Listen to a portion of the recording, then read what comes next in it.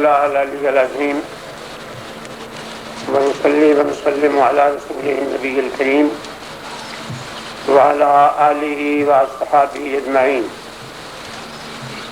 قابل احترام جناب چودھری نذیر احمد صاحب، محترم چودھری محمد حسین صاحب،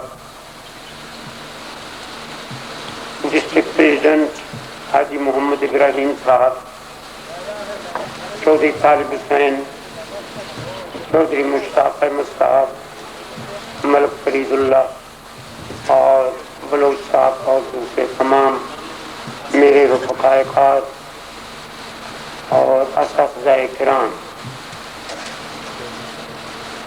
میں سوچ رہا ہوں کہ کہاں سے اپنی گفتگو کا آغاز کروں.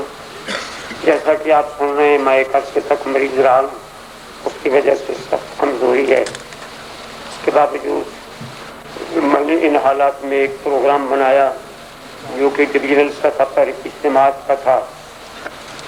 میں شکر گزار ہوں جناب مصطفیٰ ریاض صاحب کا کہ انہوں نے آج مختصر وقت میں شدید گرمی میں ایک نہایت باوقار اور منظم اجتماع کا انتظام کیا.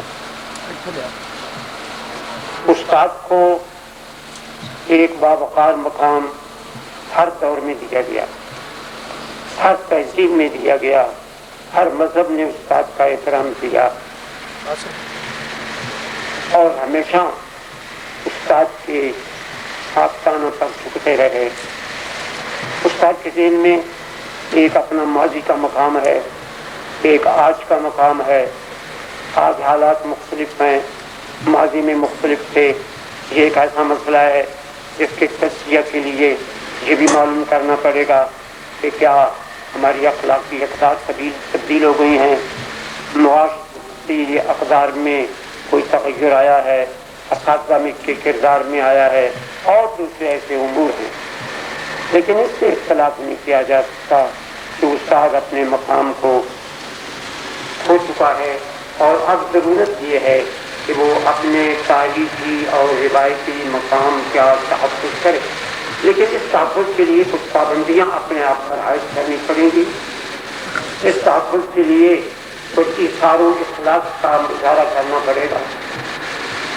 اگر ہم ایسا نہیں کر سکتے تو ہم اپنا مقام بھی حاصل نہیں کر سکتے. یہ 1946 کی بات ہے جب متحدہ پنجاب کی آخری اکائی پنجاب ٹیچرز یونین کی دسمبر 46 میں ہوئی. میں ان دنوں توحید سندھ میں تھا، ہائی اسکول میں، اور دفعہ 44 کا نفاذ تھا. فکر یافتہ کی حکومت تھی. میں نے وہاں اسکول میں ایک جلسے کا اہتمام کیا. ہیڈ ماسٹر صاحب ہمارے ساتھ نہیں تھے، کچھ اور لوگ بھی نہیں تھے. ہیڈ ماسٹر صاحب نے کسی میجسٹریٹ کی علم میں لائے. انہوں نے میری کوئی تعریفیں اور کیا. اس وقت کے توحید سندھ کے ایک ہندو پولیس افسر نے ڈسٹرکٹ میجسٹریٹ کو لکھا کہ یہ استاد ہیں، کسی فوجداری اسکول کے مختلف نہیں ہوئے. میں اگر ایک کو افسریاں لگاؤں گا تو لوگ کیا کہیں گے کہ پولیس والے کیا ہو گیا کہ وہ استادوں کو بھی پکڑ لیں. انہوں نے گرفتار کرنے سے انکار کر. اور ابھی ہم چلتے ہیں 1972 ہے اور ملک غلام مصطفیٰ خان اجلاف الجلال کا دور ہے. اساتذہ کو نے کچھ تحریک چلائی. 1970 میں کچھ سے تشکیل ملے. اسی پس منظر میں حکومت نے دیگر اساتذہ کو ان کے ڈیمانڈ پر نیشنل پے اسکیل لاگو کرنے دیے. لیکن اساتذہ کو یہ کہہ کر مستثنیٰ کر دیا گیا کہ اساتذہ اس سے پہلے اسکیل لے. میں نے اس کے خلاف احتجاج کیا. راول پنڈی میں ہم نے ایک بہت بڑا مظاہرہ کیا. یہ اول اور آخری مظاہرہ تھا جس میں کہ اسٹیٹ کے لوگ بھی شامل ہوئے، بلوچستان کے بھی شامل ہوئے اور قبائل کے اساتذہ بھی شامل ہوئے. اللہ حاضر کیا. لیکن حبیب بھی زیادہ کہ ان دنوں ایجوکیشن منسٹر تھے، انہوں نے ہمارا مطالبہ ماننے سے انکار کر. کراچی میں نے ایک اجلاس بلایا مفتی جماعت کا. وہاں ہم نے اکتوبر میں اسٹرائک کا فیصلہ کیا. सच्चाई शुरू हुई। पंजाब में कोई तंजीम हमारे साथ नहीं थी, ज़्यादा कोई तहरीक में शामिल नहीं हुआ, बल्कि हमारे खिलाफ कंप्लेंट शायद किए गए जो हमारे रिकॉर्ड में मौजूद है। जहाँ तक सुबह सरहद का ताल्लुक है, मुफ्ती महमूद मरहूम वज़ीर आला थे, उन्होंने साल आसानी स्कूल बंद कर दिए, ज़्यादा वहाँ भी कोई तहरीक नहीं चली। सिंध वालों ने मुझे कहा जमाली साहब ने कि आप खामखा तहरीकें चला रहे हैं, मुफ्ती साहब एक ऐसा इंतजाम कर रहे हैं कि 5 अफराद से मुश्तमिल एक खानदान को सपोर्ट करके उनकी कफालत करेंगे, आपको बेतफसील मिल रहे हैं, कोई ज़रूरत नहीं। बलूचिस्तान के सरवर अयूबी मरहूम हमारे साथ शामिल हुए, लेकिन आप अंदाज़ा लगाइए कि पंजाबी असातिज़ा को वहाँ से निकाला जा रहा था। उनके school government high school number 1 Quetta के 34 असातिज़ा में से 32 पंजाबी थे जो निकल रहे थे। उन्होंने कहा हम अपने कागजात की तकमील में मसरूफ़ हैं, इसलिए हम स्ट्राइक में शामिल नहीं होते। नतीजतन तनहा पंजाब टीचर्स यूनियन पूरे पाकिस्तान में मैदान में रह गई और तहरीक चली। मुझे गिरफ्तार कर लिया गया। पुलिस के एक अफसर थे मलक साहब सरगोदा के, उन्होंने मजिस्ट्रेट को बताया कि ये दिल्ली मुस्लिम होटल में बैठ के गवर्नमेंट को गालियां दे रहे थे, इसलिए पकड़ लिया गया है। मियाँ मोहम्मद अली साहब जो कि जरदार फैमिली से ताल्लुक़ रखते हैं कसूरपुरा के, उन्होंने मेरी जमानत कर दी। पुलिस अफसर ने कहा कि ये हमें और केसों में भी मतलूब हैं और उनमें एक ये है कि एक इकबाल साहब है, उनका होटल है, उसमें चोरी हुई थी मई में। हमने तफ्तीश के दौरान एक मुलजिम ने एतराफ़ कर लिया चोरी का और साथ उसके बताया कि ये मास्टरों का मौलवी जो सदर है ये भी नकद गनी में हमारे साथ शामिल था। अब आप अंदाज़ा लगाइए कि 46 में एक हिंदू SHO क्या कह रहा है और 72 में क्या किस किस्म के हालात हैं, तो कहाँ उस्ताद का वो मुकाम था और कहाँ उस्ताद पहुँचा। लेकिन असातिज़ा ने अपने हकूक़ के लिए काफ़ी जदोजहद की। कहाँ मुझे इस अमर का एतराफ़ है कि हकूक़ की तहरीक जदोजहद और सरगर्मियों और कोशिशों के साथ फ़राइज़ की अदायगी की तरफ हम असातिज़ा को मुतवज्जह नहीं करते। और ये एक ऐसा मसला है कि लोग इससे नाराज़। अभी मैंने 3 मई को इसी किस्म का इज्तिमा लाहौर डिवीजन का, लाहौर में क्या, उसमें हमारे एजुकेशन मिनिस्टर चौधरी इकबाल साहब की तशरीफ़ बुलाए, उन्होंने भी यही शिकायत की। मुझे भी जहाँ लोग मिलते हैं यही कहते हैं, ये अखबारात वाले लिखते हैं लेकिन आगे पीछे ये भी शिकायत करते हैं। तो मैंने ये सोचा, आप नहीं बल्कि पहले भी सोचा था, लेकिन इस तरफ कोई तहरीकात के बायस अमली कदम हमने उठा सके कि हमें असातिज़ा के अंदर फ़राइज़ को बेदार करने के लिए तहरीक चलाई जाए। चुनांचे इसका नाम रखा तहरीक एहसास फ़राइज़, ताकि असातिज़ा अपने फ़र्ज को खुशूसी से अदा करने की कोशिश करें। कतई नज़र इससे कि हुकूमत का तर्ज़-ए-अमल हमारे साथ क्या है और इससे भी कतई नज़र कि मुआशरा हमारे मुताल्लिक़ क्या राय रखता है, लेकिन हमने भी इसी मुआशरा में रहना है। इसके जो हालात होंगे हम भी उन्हीं से 2-4 होंगे और पाकिस्तान ने अक़वाम आलम में अगर कोई मकाम हासिल करना है तो उसे तालीम में सबसे पहले आगे आना चाहिए। लेकिन ये अलमनाक खबर है कि पाकिस्तान दुनिया में तालीम में इंतहाई पस्ती की हालत में है। तालीम की पस्ती दरअसल अपने मुस्तक़बिल को पस्त करने के मुतरादिफ है। अगर ये मुआशरा और ये हैत हाकिमा तालीम को अहमियत नहीं देती, इसका मतलब ये है कि वो मुआशरे को आगे बढ़ने के रास्ते रोक रही है। इस वक्त सूरत हाल ये है कि 173 ममालिक में पाकिस्तान का नंबर शरह फातमी में 132 नंबर है। और तो और बांग्लादेश जो हमारे साथ आज़ाद हुआ था और वैसे भी गरीब मुल्क है, वहाँ उन्होंने तालीम के लिए बहुत कुछ किया। वहाँ मेंबर साहिबान भी सब पढ़े हुए हैं। वहाँ बच्चों को शराफानगी बढ़ाने के लिए, जबकि उनकी शराफानगी हमसे बेहतर है, उन्होंने 15 किलो चावल देने का फैसला किया अपनी गुर्बत के बावजूद। और उन लोगों को जिनके वालिदैन मजबूर हैं और बच्चे को किसी काम में लगाना उनकी माशी ज़रूरत है ताकि वो उधर से फारिग होकर तालीम हासिल करे।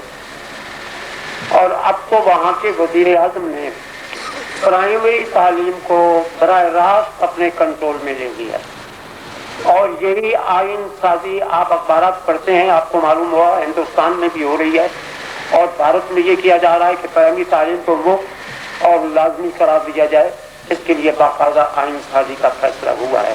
حالانکہ بھارت میں تعلیم بڑی اچھی ہے اور بھارت کا معاشرہ بڑا بیدار ہے، ہندو بڑا بیدار تھا، آپ لوگوں نے تو کم دیکھا ہے، جو جانتے ہیں اس وقت مسلمانوں کی حالت ذات کا ان کو علم ہے۔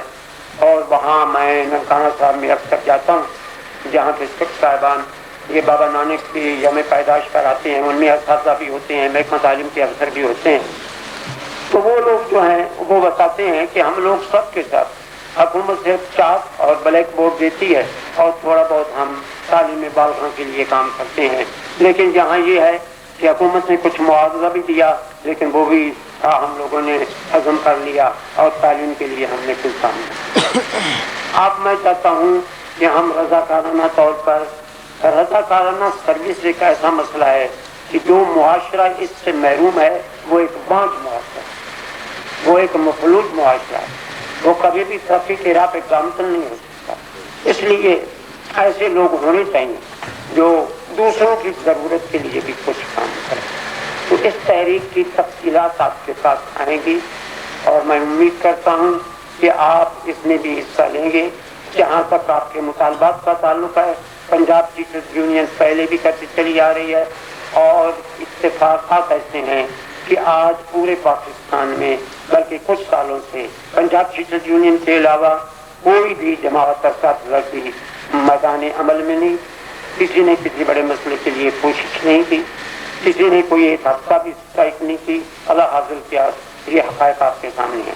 اس کے باوجود پنجاب ٹیچرز یونین نے پچھلے سالوں میں بھی تحریک چلائی۔ 96 کی ہماری جو تحریک تھی، خورشید شاہ اس وقت کا وزیر تعلیم مجھے کہا کرتا تھا کہ مجھے کہا جاتا ہے، یعنی وزیر اعظم کہتے ہیں کہ آپ کے محکمہ میں بڑی گڑبڑ ہے۔ خیر میں نے کچھ نہ کہا، 96 آیا تو میں نے اسے کہا کہ جہاں تک محکمہ تعلیم کا تعلق ہے اب ہم کوئی تحریک نہیں چلائیں گے، اور جب ہم تحریک نہیں چلائیں گے تو میں آپ کو یقین دلاتا ہوں کہ پورے پاکستان میں کسی قسم کی کوئی احتجاجی تحریک اساتذہ کی طرف سے ہرگز نہیں چلے۔ چنانچہ ایسے ہوا، انہوں نے ان حالات میں یہ فیصلہ کیا کہ اساتذہ کی تنخواہوں کا جو ڈھانچہ ہے وہ دوسرے سرکاری ملازمین سے الگ کر دیا جائے۔ میں نے کہا کہ جب آپ استاد کے لیے اہلیت کے پیش نظر یا دوسرے تقاضوں کی تکمیل کے لیے کوئی بہتر اقدام کرتے ہیں تو چونکہ لاکھوں دیگر ملازمین ہیں ان کو بھی آپ کو دینا پڑتا ہے، اس لیے وہ 50 اتنے زیادہ ہوتے ہیں کہ حکومت کے برباد کرنے ملتے نہیں، اس سے زیادہ کا مسئلہ نہیں رہ جاتا۔ کوئی ایسا طریقے کا اختیار کریں کہ صرف اساتذہ کو ہم دیکھتے ہیں، نہ دیکھتے ہیں، انہوں نے اتفاق کیا۔ یہ روزنامہ چند راولپنڈی نے شائع بھی کیا، اور اب میں حکومت سے مثال بتا رہا ہوں کہ ان خطوط سے وہ سوچے اور اساتذہ کے لیے کرے۔ اسی طرح سے میں نے حکومت سے یہ مطالبہ کیا ہے کہ ڈاکٹر محبوب الحق نے 1950 کی اس ضرورت کے پیش نظر کہ حکومت تعلیم پہ کم خرچ کر رہی ہے یا حکومت کے حالات اور معاشی ضروریات یا مجبوریاں سمجھ کی اجازت نہیں دیتی کہ وہ اس سے زیادہ خرچ کرے، لہٰذا انہوں نے ایک نیا شفٹ کو تحقیق کر لی اور اقرا خرچات عائد کر دیا۔ اس کے نام سے یہ آپ معلوم کر سکتے ہیں کہ یہ تعلیم کے لیے تھا۔ چنانچہ 1985 سے اب تک تقریباً 80 ارب روپیہ اس میں جمع ہو چکا ہے۔